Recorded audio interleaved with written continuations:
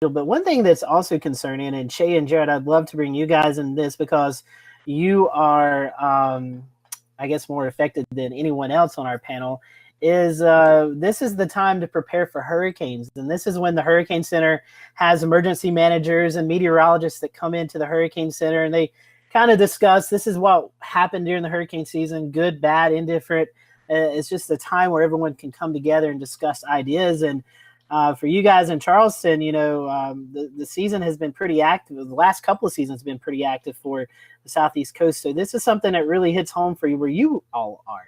You're absolutely right, Scotty. Also on the coast, NHC, the Weather Service employees that are part of the tropical forecasting efforts, they definitely use this time during the winter when typically it's sort of a quieter time of the year as far as severe weather goes.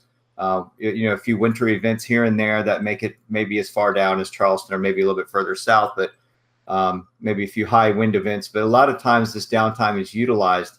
A lot of folks think, oh, they can relax for a while. No, they don't. They go right into research mode for the upcoming season. So they're batting ideas about what they can do with modeling. All kinds of things go into discussions this time of the year, and they attend conferences and all kinds of meetings across the country. This is when their outreach is at their peak availability to be able to go out and do these things. And so for the tropics season coming up and what to expect. And so this is where we are right now. They're not able to do anything. They're pretty much on lockdown. They can come to work, and that's about it. They don't respond to emails. They don't respond to social media. There's all kinds of things that they're remaining dedicated to what they're doing, but they're just not available. They kind of have their hands tied, if you know what I mean, as far as the weather seasons coming up and what to expect. I don't know if Jared, if you've have anything to add to that for at least the coastal South Carolina or the coastal empire as a whole. Yeah, at the end of the day, Shay, you're exactly right. I mean, this is a preparedness season. It's not the off season, it's preparedness season. And really preparedness starts is a year-round thing. What happens today is what potentially could help us months down the road.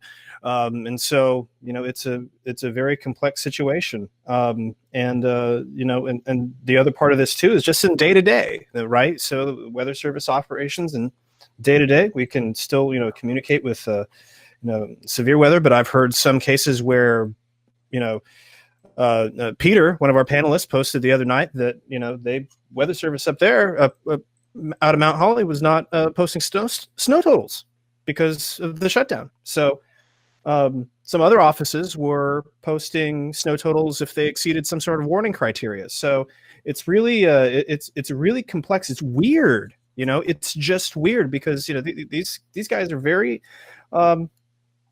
they want to help. They want to reach out. They want to do this, and different interpretations of certain regulations. Again, I am not a Fed. I'm the furthest thing from it. I know very little about what's going on, except they can't really tell us much right now. They're speaking through the products, and that's what we have to go with. So hopefully this gets resolved, and we can get back to the important work of outreach and getting everybody prepared. We have some preparedness weeks coming up, and to get ready for severe weather season in the South, severe weather season in the plains as well. So there's certainly a lot of impacts there that we're going to face. We're supposed to get a new GFS in a few weeks. I don't think that's going to happen. GOES 17 is supposed to become GOES West. That might not happen. So a lot of impacts for sure, operationally. Definitely. So I think we have a sound clip from a discussion talking about how folks are not being able to be prepared for the hurricane season.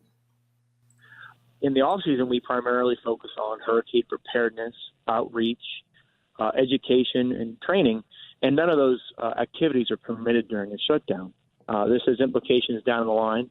We've canceled our first class that we co-host with FEMA for hurricane preparedness, and we're looking to see. Hopefully, we can have the other classes, but it just depends how soon the government can open. So lots of concerns with this government shutdown.